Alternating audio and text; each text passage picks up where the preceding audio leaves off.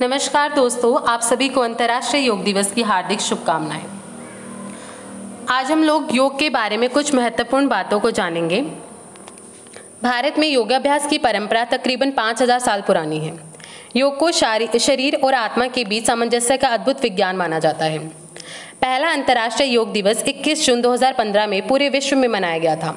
भारतीय प्रधानमंत्री नरेंद्र मोदी द्वारा 27 सितंबर 2014 को संयुक्त राष्ट्र महासभा में उनके संबोधन के दौरान अंतर्राष्ट्रीय योग दिवस मनाने की घोषणा हुई थी। इस साल के अंतर्राष्ट्रीय योग दिवस की थीम है योगा फॉर वेलनेस। योग हमारे जीवन में एक बहुत ही महत्वपूर्ण स्थान रखता है। योग एक ऐसी कसरत है जिसे आप किसी भी स्थान पर कर सकते हैं। एक सामान्य व्यक्ति जो कि हर दिन कुल आधा घंटा भी योग करता है तो वे पूरी उम्र बीमारियों से बचा रह सकता है।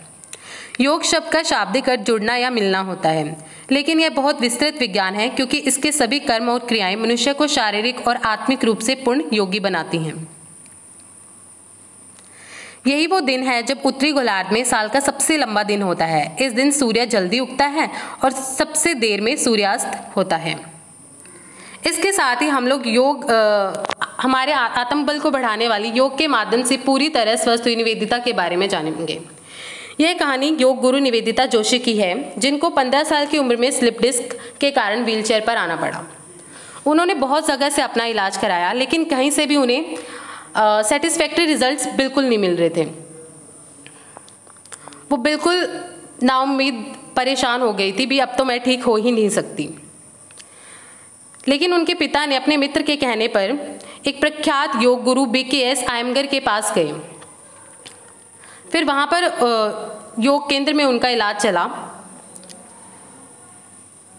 जो स्लिप डिस्क 9 साल से कहीं पर भी उन्हें सेटिस्फैक्टरी रिजल्ट नहीं दे पा रही थी, उनकी बॉडी में बिल्कुल भी मूवमेंट्स नहीं हो पा रहे थे, लेकिन योग आसन और क्रियाएं करने से 12 साल से टूटी उम्मीद 12 दिन में जाग उठी। यानी कि निवेदिता के जीवन में नाउम्मीद से भरे अंधेरे में कुछ आत्मविश्वास की किरणें दिखने लगी। धीरे धीरे उनकी बॉडी में मूवमेंट स्टार्ट होने लगी और निवेदिता धीरे धीरे ठीक होती गई। निवेदिता पेशे से एक माइक्रोबायोलॉजिस्ट हैं। उन्होंने इस पर यौगिक स्पर्श नामक किताब भी लिखी है और उन्हीं के परिणाम स्वरूप आज दिल्ली में जाना माना आयंगर योगाक्षेम केंद्र भी है, जहां हजारों रोगियों को निरोग बनाया जाता है सिर्फ योग आसन और क्रियाओं के द्वारा। योग आसन और क्रियाओं के साथ साथ स्वस्थ आहार विहार, दिनचर्या, ऋतुचर्या, सद्वृत्त का पालन करके रोगियों को स्वस्थ बनाया जाता है। यह कहानी हमें 2 बातें सिखाती हैं, एक तो आत्मविश्वास और दूसरा योग का हमारे जीवन में महत्वपूर्ण स्थान। इसी के साथ ही आप सभी को पुनः अंतर्राष्ट्रीय आयुर्वेद दिवस की हार्दिक शुभकामनाएं। स्वस्थ रहें, मस्त रहें, खुश रहें। जय हिंद, जय आयुर्वेद। धन्यवाद।